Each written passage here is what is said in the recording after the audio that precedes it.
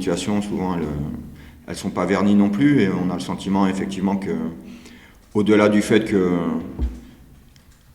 on a mal géré certaines situations sur les derniers matchs, sur le match de Reims, en plus, on n'a pas eu la chance qui aurait pu nous servir, loin de là, on a été même plutôt malchanceux. Et moi, je trouvais qu'on a montré des vertus, notamment morales, et surtout sur la deuxième mi-temps, qui sont quand même très positives. On a même des opportunités à la fin du match, et notamment à la dernière minute, on se crée encore une très très belle occasion. Donc ça montre encore une fois que les joueurs n'ont pas abdiqué et qu'il y a encore de l'espoir. Voilà, il y a encore un espoir, donc on va essayer de saisir notre chance. Tout dépend pas que de nous maintenant, malheureusement. Donc on va attendre les résultats déjà aujourd'hui de Nantes pour savoir un peu pour la suite. Mais de toute manière, nous, si on veut espérer quelque chose, il faut absolument gagner demain. Sinon, je pense que c'est fini.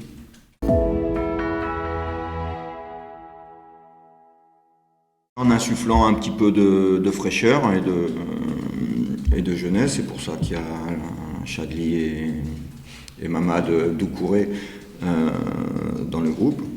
Voilà, et puis encore une fois, le message du staff, il est le même depuis des semaines, et on essaye de trouver des leviers, effectivement, pour remobiliser, pour relancer, pour concerner, etc. C'est pas, comme vous le dites, c'est loin d'être évident, mais en même temps, je pense que d'abord et avant tout, la motivation, elle doit venir des joueurs, quoi. Voilà, donc nous, on est là pour effectivement les placer dans les meilleures conditions, de faire en sorte qu'ils s'entraînent bien, qu'ils se remobilisent, machin et tout. Mais la remobilisation doit déjà venir de l'intérieur du groupe. Voilà. Psychologiquement, c'est très dur de jouer le maintien, surtout dans notre position où depuis pratiquement le début de saison, on est à cette place-là, quoi. Ou du moins on monte, on descend, donc bien évidemment que psychologiquement c'est dur, ça pèse. Fin de saison, les organismes commencent à tirer, et puis il y a l'intérêt de chacun, tout ça. Donc il faut que tout le monde être conscient que tout le monde est dans le même bateau, et qu'il y a encore une chance d'aller chercher ce maintien. Et puis même si jusqu'à la dernière journée elle sera infime, il faut, par respect par rapport aux supporters, par rapport au club, par rapport à l'institution Nîmes Olympique, il faut se donner les moyens d'aller au bout du truc.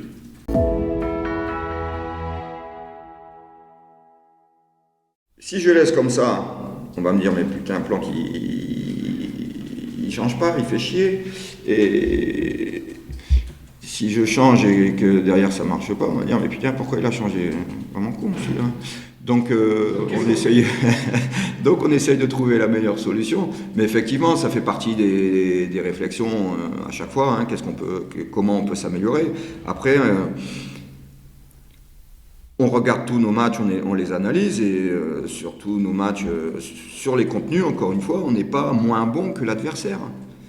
On n'est pas moins bon que l'adversaire. Il nous manque, c'est juste une question de réalisme, c'est juste une question de ne pas faire de bêtises, parce que forcément, il y a des buts qu'on encaisse, c'est des erreurs de naïveté, de déconcentration, de choses comme ça. Mais sur le contenu des matchs, voilà,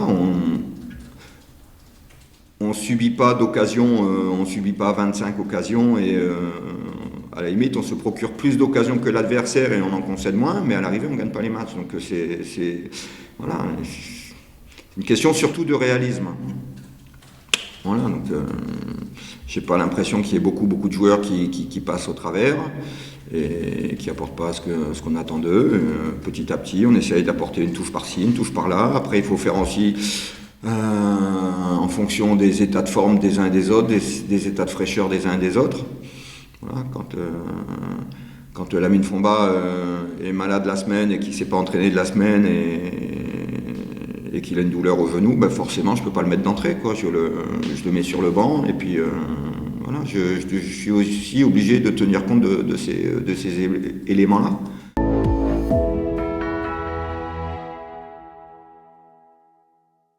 Nous, on essaye de rester dans notre bulle et de pas avoir comment vous dire, prendre du recul par rapport à ça, quoi. Parce que nous, forcément, notre mission et notre challenge, c'est le maintien du club en Ligue 1. Donc moi personnellement, je veux surtout pas m'éparpiller et me polluer l'esprit avec des choses comme ça. Après, peut-être qu'il y a des gens dans le club qui sont impactés, peut-être qu'il y a des gens dans le staff qui sont impactés, j'en sais rien. On n'en parle pas parce qu'encore une fois, nous, notre truc, la mission, c'est de rester vraiment concentré sur l'opération de maintien. La réflexion qu'il y a aujourd'hui autour du centre de formation à Nîmes, beaucoup de clubs en France se posent la question de savoir s'il ne faut pas fermer les centres de formation et faire que de la post-formation. C'est pas nouveau. Moi, déjà, quand j'étais à Lille, il y a 15 ans de ça, à l'époque, alors qu'on sortait des joueurs comme Cabaye, Dugmont, Debuchy et compagnie, les dirigeants, déjà, à cette époque-là, se posaient la question de savoir si on n'allait pas fermer le centre et faire que de la post-formation. Donc, c'est pas nouveau. C'est pas nouveau. Et encore une fois, il y a beaucoup de clubs qui se posent la question.